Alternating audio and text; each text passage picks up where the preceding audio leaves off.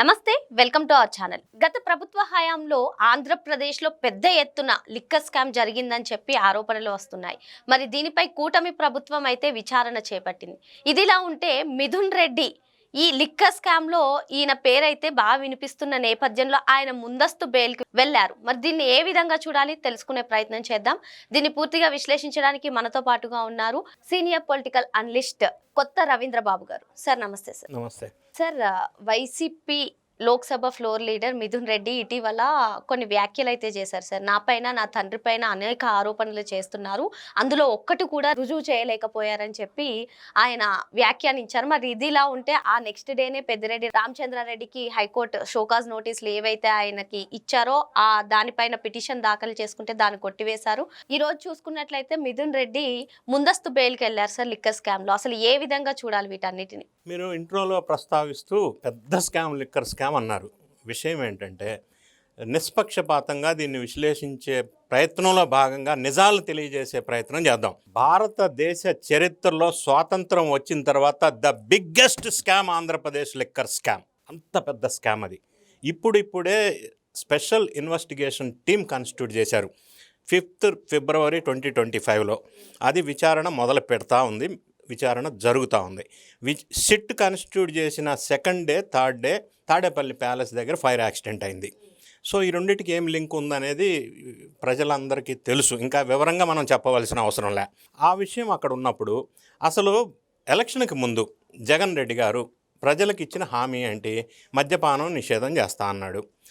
తర్వాత సబ్సిక్వెంట్గా ఏమన్నారు? లేదు, మద్యాన్ని ప్రభుత్వం ఆధీనంలో మద్యం షాపులు నడిపించి అమ్ముతాము ఒకటి, రెండవది రేట్లు పెంచుతాము, దానివల్ల కన్జంప్షన్ తగ్గుతుంది అని అన్నారు.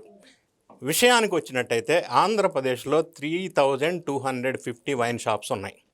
ఆ వైన్ షాప్స్ అన్నీ కూడా ప్రభుత్వ ఆధీనంలో వైఎస్ఆర్ కాంగ్రెస్ పార్టీ ప్రభుత్వం పరిపాలించిన 5 సంవత్సరాలు గవర్నమెంట్ ఆధ్వర్యంలో నడిపింది.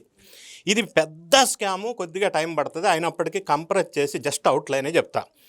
ఈ ఒక్కొక్క షాప్లో 3+1 ఎంప్లాయ్మెంట్ అవుట్సోర్సింగ్ ఏజెన్సీ ద్వారా అపాయింట్ చేశారు. 3 స్టాఫ్, 1 సూపర్వైజరు. స్టాఫ్కి 15,000 per month per head salary, సూపర్వైజర్కి 17,000 per month per head salary. ఇది అవుట్సోర్సింగ్ ఇచ్చింది రెడ్డి ఎంటర్ప్రైజెస్. సబ్సిక్వెంట్గా ఏమైంది? 2020లో జీవో నంబర్ 151 ద్వారా వీళ్ళకి కాంట్రాక్ట్ ఇచ్చారు. ఈ అవుట్సోర్సింగ్ స్టాఫ్ మొత్తాన్ని కూడా 3,250 × 4 పెద్ద మ్యాన్ పవర్ ఏజెన్సీ రిక్వైర్మెంట్. సరే, ఇందులో చాలా అవకలు ఇప్పుడిప్పుడే ప్రిలిమినరీ దర్యాప్తులో వెలుగులోకి వచ్చింది. ఏంటంటే వీళ్ళని రిక్రూట్ చేసే దగ్గర అందరి దగ్గర పైసలు తీసుకున్నారని ఒకటి. రెండోది, వీళ్ళు అక్కడ పనిచేసిన కాలంలో ఈఎస్ఐ పిఎఫ్ అని చెప్పేసి per month per head 2,000 deduct చేశారని, అది ఈఎస్ఐకి పిఎఫ్కి కూడా పేమెంట్ చేయలేదని. అంటే ఈ కాంట్రాక్టర్స్ తీసుకున్నారా, ఏ పెద్ద మనిషి అన్నా తీసుకున్నాడా? ఇప్పటివరకు ప్రాథమిక విచారణలో తెలిసిన అంశం. 3 అంశం, ఈ మ్యాన్ పవర్ ఏజెన్సీ కాంట్రాక్ట్కి కమిషన్ బేసిస్లో 2.17% కమిషన్ ఇవ్వాలా, అది కూడా ఇవ్వలేదని 4వ పాయింట్. ఈ కాంట్రాక్ట్ టర్మ్స్ అండ్ కండిషన్స్ ప్రకారంగా కాంట్రాక్ట్ రిమూవ్ చేయాలంటే, డిస్కంటిన్యూ చేయాలంటే 1 month 3 months నోటీస్ ఇచ్చి as per the terms and conditions of the contract disconnect చేసి వేరే వాళ్ళని పెట్టుకోవచ్చు. వీళ్ళకి టైం ఇవ్వకుండా all of a sudden Reddy enterprises కాంట్రాక్ట్ని రిమూవ్ చేశారని ఈయన హైకోర్టులో పిటిషన్ నంబర్ 39555 పిటిషన్ దాఖలు చేశాడు. ఆ విషయాలతో పాటు చాలా విషయాలు ఈ మ్యాన్ పవర్ ఏజెన్సీ ద్వారా లిక్కర్ స్కామ్లో విషయాలు బయటకు వచ్చినాయి. అన్నిటికీ మించి తర్వాత సబ్సిక్వెంట్గా third eye manpower facility management private limited అనే సంస్థకి కాంట్రాక్ట్ ఇచ్చారు. దాని వెనకున్న పెద్ద మనిషి ఎవరు? ఇప్పుడు మీరు చెప్పినట్టుగా ముందస్తు బెయిల్ పిటిషన్ పెట్టుకున్న వ్యక్తి ఒకటి. రెండోది, అన్నిటికంటే ముఖ్యం, ఎంత స్కామ్ జరిగిందా లేదా? ఒకే ఒక క్వశ్చన్ అది. ఆంధ్రప్రదేశ్ కాదు, భారతదేశంలో 5 రూపీసు, 2 రూపీసు, 1 రూపీస్ కూడా డిజిటల్ పేమెంట్ చేస్తున్న ఈ యుగంలో ఆంధ్రప్రదేశ్ లిక్కర్ స్కామ్ జరిగింది అనటానికి లిక్కర్ షాప్లో ఓన్లీ క్యాష్ ట్రాన్సాక్షన్ ఎందుకు జరిగింది? ఎందుకు డిజిటల్ పేమెంట్ చేయకుండా ఓన్లీ లిక్కర్ షాప్లో ఓన్లీ క్యాష్? ఈ ఒక్క క్వశ్చన్ ఎవరైనా ఆలోచన చేసుకుంటే, ఒక్క నిమిషం ఆలోచిస్తే అది స్కామ్ జరిగిందా లేదా అనేది అర్థమవుద్ది. సో ఈ అమౌంట్ అంతా క్యాష్ రూపేణా ట్రాన్సాక్షన్ జరిగినాయి, ఎక్కడికి వెళ్ళినాయి? రెండవది, ఏపీ బేవరేజెస్ కార్పొరేషన్ ద్వారా 250 లిక్కర్ షాప్స్ నుంచి వైఎస్ఆర్ కాంగ్రెస్ పార్టీ పదవిలోకి రాకముందు ఏపీ బేవరేజెస్ కార్పొరేషన్ వాళ్ళు 250 డిస్టిలరీస్ నుంచి లిక్కర్ ఆర్డర్ ఇచ్చేవాళ్ళు. డిస్టిలరీస్ నుంచి ఏపీ బేవరేజెస్ కార్పొరేషన్ ద్వారా షాప్స్కి డెలివరీ అయ్యాయి. సో వీళ్ళు చేసిన వ్యవహారం ఏంది, ఏపీ బెవరేజెస్ కార్పొరేషన్లో ముఖ్యమైన పదవి చీఫ్గా వాసుదేవరెడ్డి, తర్వాత ఈ Reddy enterprises man power agency, ఇది చూడటానికి కసిరెడ్డి రాజశేఖర్ రెడ్డి, దానికి సహకరించేది మిథున్ రెడ్డి. ఇది యంత్రాంగం మొత్తం సెటప్ చేసుకున్నారు. ఆర్గనైజేషన్ స్ట్రక్చర్ ఇది స్కామ్కి. దీని ద్వారా క్యాష్ రూపంలో పర్ మంత్ 3,280 crores ప్యాలెస్కి వెళ్ళినాయా, ఎక్కడికి వెళ్ళినాయి. రెండోది, వీళ్ళు 250 డిస్టిలరీస్ నుంచి వీళ్ళు ఓన్గా పెట్టుకొని లేదా అవుట్సోర్సింగ్ ఇచ్చిన 8 డిస్టిలరీస్ మాత్రమే వీళ్ళు పేమెంట్ చేశారు. అక్కడి నుంచి మాత్రమే వైన్ షాపులోకి లెక్కర్ వచ్చింది. ఈ 8 ఎవరెవరి? ఎస్ఎస్జే డిస్టిలరీస్, సెంటినీ distilleries, SPY distilleries, Adan distilleries, ఇట్లా ఉన్నాయి. ఈ ఆదాన్ డిస్టిలరీస్ ఒక్క విషయమే మనం ప్రస్తావన చేద్దాం, టైం కన్స్ట్రెయింట్ ఉంది కాబట్టి. ఆదాన్ డిస్టిలరీసు అక్టోబర్లో లిక్కర్ పాలసీ జగన్ రెడ్డి గారు డెసిషన్ తీసుకుంటే నవంబర్ మంత్లో ఆదాన్ డిస్టిలరీస్ అని ఒక సంస్థ స్థాపించబడింది. దానికి డిస్ట్రిబ్యూషన్ ఆర్డర్ ఇచ్చేశారు, అది మ్యానుఫ్యాక్చరింగ్ ఫెసిలిటీ కూడా లేకుండా. మరి దాని ద్వారా లిక్కర్ ఎందుకు కొన్నారు? అది సాయి రెడ్డి గారి అల్లుడు కంపెనీ. ఇట్లా ఈ మిగతా 6-7 కంపెనీలు కూడా ఎవరెవరో నేను లిస్ట్ చెప్తాను, టైం లేదు కాబట్టి కొద్దిగా కంపేర్ చేసి ఒక ఎగ్జాంపుల్ తీసుకున్నా. సో వాళ్ళకి అనుకూలమైన వాళ్ళు స్థాపించబడిన సంస్థ ద్వారా ఏపీ బెవరేజెస్ కార్పొరేషన్కి వెళ్ళి అక్కడి నుంచి షాపులకు రావాల్సిన లిక్కరు వీళ్ళు వేరే డిస్టిలరీ నుంచి తీసుకొని అవుట్సోర్సింగ్ ద్వారా వీళ్ళు డైరెక్ట్గా షాపుకి పంపించడం, షాపులో అమ్మి క్యాష్ వీళ్ళకి పంపించడం, వీళ్ళ క్యాష్ ప్యాలెస్కి పంపించడం. ప్యాలెస్ నుంచి ఎక్కడికి వెళ్ళిందో తెలియాల్సిన అవసరం ఉంది.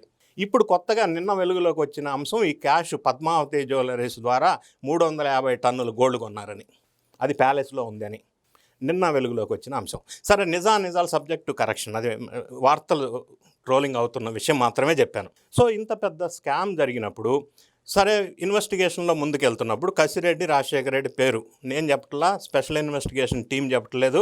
A2గా ముద్రపడిన సాయిరెడ్డి గారు ప్రెస్ ముందు లిక్కర్ స్కామ్ మొత్తం కర్త కర్మ క్రియ కసిరెడ్డి రాజశేఖర రెడ్డి అని చెప్పాడు. అసలు ఆయన ఎవరు?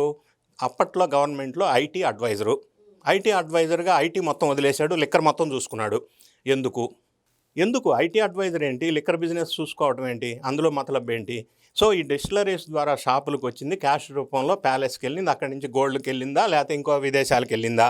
ఒకవేళ వెళ్తే స్పెషల్ ఇన్వెస్టిగేషన్ టీం తర్వాత జరగబోయేది, ఎంటర్ అవ్వబోయేది ఈడీ, మనీ లాండరింగ్ ఉంది కాబట్టి. సో అది చూద్దాం ముందు ఏ విధంగా దారి తీసుకుంటుందో.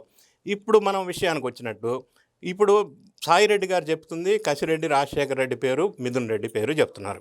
ఈ వ్యవహారం అంతా నడిపించింది మిథున్ రెడ్డి అని ప్రజలంతా చెప్తున్నారు.